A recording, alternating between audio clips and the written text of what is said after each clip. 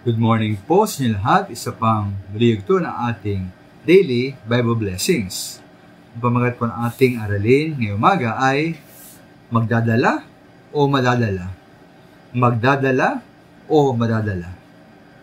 Kung ikaw po ay isang tatay na Kristiyano at nakita mo ang iyong anak na binata na siya ay Kristiyano, ngunit minom ng alak at naglalasing, ikaw bilang tatay, anong gagawin mo? Kusaya mo ba siya?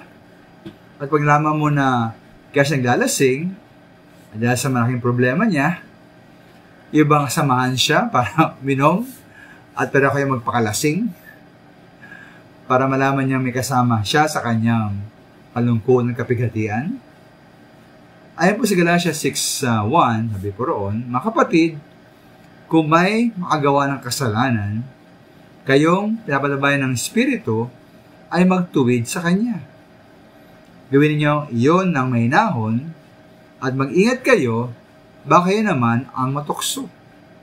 Bisibing mga minamahal, tukulin nating magtuwid at magpanumbalik na isang kapatid kung siya ay nagkasala at naumuhay sa kasalanan.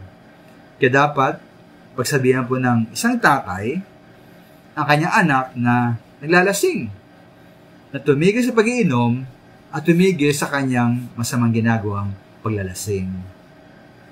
At meron pong babala po sa bersikulong ito, sabi ron, gawin ang pagtutuwid at papanumbalik ng mahinahon. At dapat mag-ingat at baka tayo naman ang matukso. Para po sa akin maminama, ito po ay may dalawang posibleng kahulugan. Una-una, na huwag tayong maging mayabang at marahas sa ating pagtutuwid sa mga nagkakasala. Dahil ang pagiging mayabang at marahas ay mismo mga kasalanan. Pero mga minamahal, posibleng hulugan nito, na mag-ingat tayo na huwag mahawa at huwag tayong madala sa kasalanan ng taong ating tinutuwid.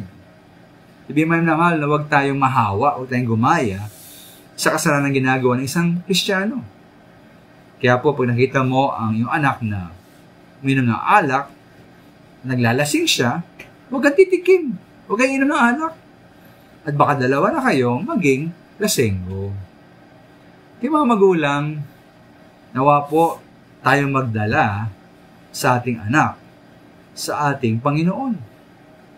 Huwag po tayo padala sa panalamig at ganang kasalanan.